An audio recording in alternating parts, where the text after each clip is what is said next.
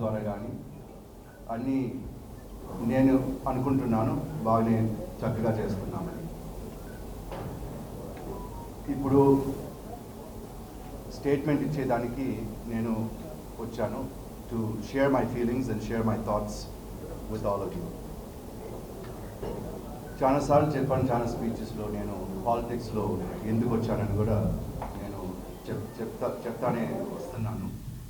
First and foremost the inspiration and influence మా తాతగారు పాటూరు రాజగోపాల్ నాయుడు గారు, అట్లాగే మా తాతగారికి రాజ్య గురు ఆచార్య ఎన్జి రంగా గారికి, వాళ్ళిద్దరు చిన్నప్పటి నుంచి నేను చూస్తున్నాను, వాళ్ళతో డిస్కషన్స్ ఉన్నాయి. వాళ్ళు బాగా చిన్నప్పటి నుంచి నన్ను మోటివేట్ చేశారు కాబట్టి చిన్నప్పటి నుంచే నాకు ఆ ఇంట్రెస్ట్ కలిగింది ప్రజాసేవ చేయాలని, ఇండియా మళ్ళీ తిరిగి వచ్చి ఇండియాలో సర్వీస్ చేయాలని ఆ ఇంట్రెస్ట్ ఉంది. తర్వాత నేను మా అమ్మగారు గల్లా అరుణ్ కుమారి గారు అమెరికాలో 16 ఏళ్ళు పనిచేసిన తర్వాత ఇండియాకి తిరిగి వచ్చి ఆమె కూడా ఇక్కడ పాలిటిక్స్లో చేయడం జరిగింది. నేను 1992లో తిరిగి వచ్చినప్పుడు ఆమె అప్పుడు ఎమ్మెల్యేగా ఉండింది. 4 times ఎమ్మెల్యేగా చేసింది. 2 సార్లు సీనియర్ మినిస్టర్గా కూడా రాజశేఖర రెడ్డి గారి క్యాబినెట్లో, అట్లాగే రోసాయి గారి క్యాబినెట్లో, కిరణ్ కుమార్ గారి క్యాబినెట్లో పని కూడా చేసింది. మా తాతగారు 50 సంవత్సరాలు రాజకీయ చరిత్ర ఉంది మా తాతగారికి. బిఫోర్ ఇండిపెండెన్స్ నుంచి ఆయన ఫ్రీడమ్ ఫైటర్గా, ఒక ఫార్మర్గా, ఫిలాసఫర్గా, టీచర్గా, సోషల్ వర్కర్గా, poet, playwright, novelist, legislator, parliamentarian, రాజ్యగురు, ఇవన్నీ పాటించారు. అంటే 50 సంవత్సరాలు పాలిటిక్స్ చేస్తూ ఇవన్నీ కూడా చేస్తూ ఉన్నారు పేరల్గా. ఎందుకంటే డెమోక్రాటిక్ సెటప్లో 3 బ్రాంచెస్ ఉన్నాయి, మీకు అందరికీ తెలుసు. Legislative, executive, judicial. ఇంత ముందుకు తెలియకపోతే అమరావతి కాంట్రవర్సీ వచ్చినప్పటి నుంచి అప్పటి నుంచి అన్నా మీరు తెలుసుకుని ఉంటారు. ఎగ్జిక్యూటివ్ బ్రాంచ్ అంటే that is the government. Chief minister, council of ministers, secretaries, వీళ్ళందరూ గవర్నమెంట్ కింద ఎగ్జిక్యూటివ్ బ్రాంచ్ కింద వస్తారు. లెజిస్లేటివ్ బ్రాంచ్ అంటే legislative assemblies, legislative councils, Lok Sabha, Rajya Sabha, ఇవన్నీ లెజిస్లేటివ్ బ్రాంచ్ కింద వస్తాయి.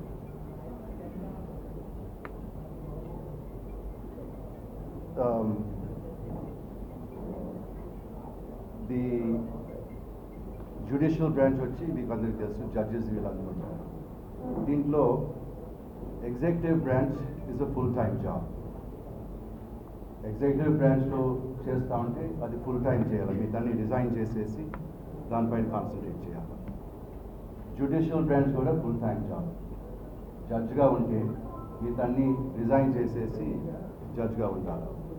కానీ లెజిస్లేటివ్ బ్రాంచ్ వచ్చేటప్పటికి ద కాన్సెప్ట్, డెమోక్రాటిక్ కాన్సెప్ట్ అనేది, the modern concept of democracy was started in United States of America in 1700s, late 1700s. That is based on Greek model, ancient Greek model of democracy. But first, modern democracy in modern age, ముందు United states వచ్చింది, దాని తర్వాత France వచ్చింది, దాని తర్వాత చాలా countries adapt చేశారు. ఆ కాన్సెప్ట్లో లెజిస్లేటివ్ బ్రాంచ్, లా మేకర్స్ అని ఉండాలంటే it is not a full time job, not suppose to be full time job. From all different sections of society, whether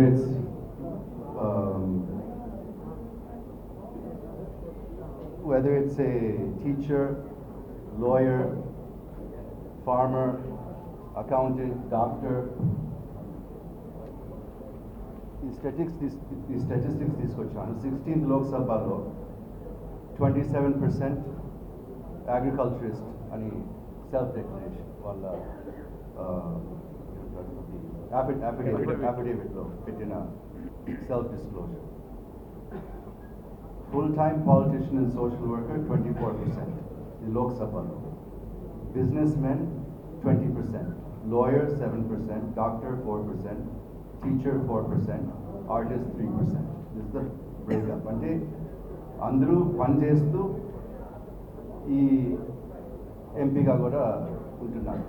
that is the concept. Because practical experience and practical knowledge diverse views తీసుకొచ్చి laws చేస్తే all sections of society will be covered. లేకపోతే some sections will be left out అని ఇట్లా పెట్టారు.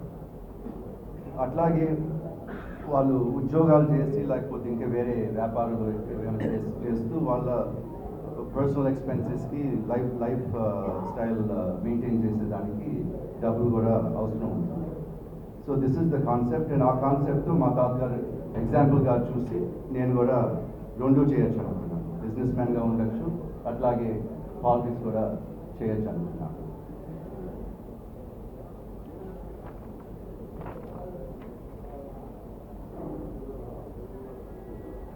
దాంట్లో business man అనేది I'm a business man.